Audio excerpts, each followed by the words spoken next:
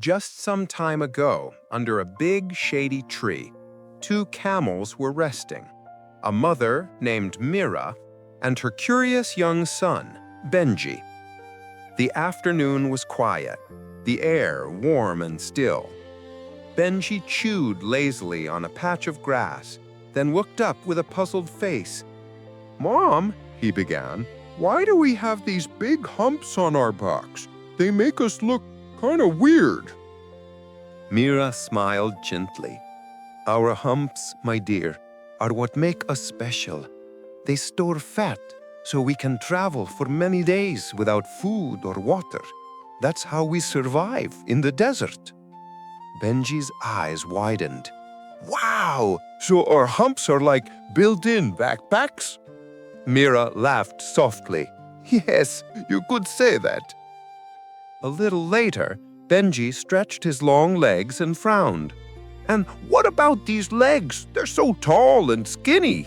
I almost trip every time I lie down."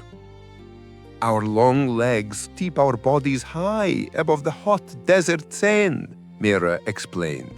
"And our wide, padded feet help us walk across soft dunes without sinking."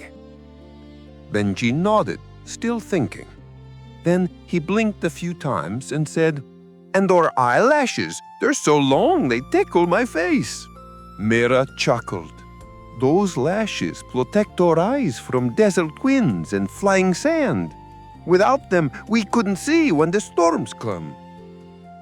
Benji tilted his head, deep in thought. "So, our humps help us in the desert, our legs are made for walking the desert, and our eyelashes protect us from desert sand."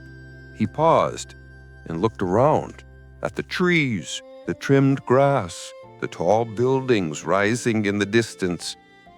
"Then, Mom," he asked softly, "why are we in the middle of a big city, inside a zoo?"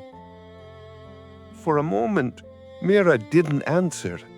She looked at her son with kind eyes and said, "My dear Benji, sometimes life puts us in a place where we are safe, but not where we truly belong. We have all the right gifts, just not the right place to use them." Benji turned his head and saw people behind the fence, smiling, pointing, taking pictures.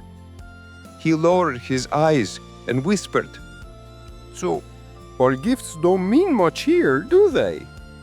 Mira smiled gently. "They still mean something, my love. They remind us who we are and where we're meant to be." Benji gazed beyond the fence, imagining endless golden dunes under the sun, where his feet could sink softly into real sand. And for the first time, he understood what his mother meant. Moral of this story: your gifts are precious, but they shine only in the right place. Even the strongest spirit can feel small when it is trapped where it doesn't belong.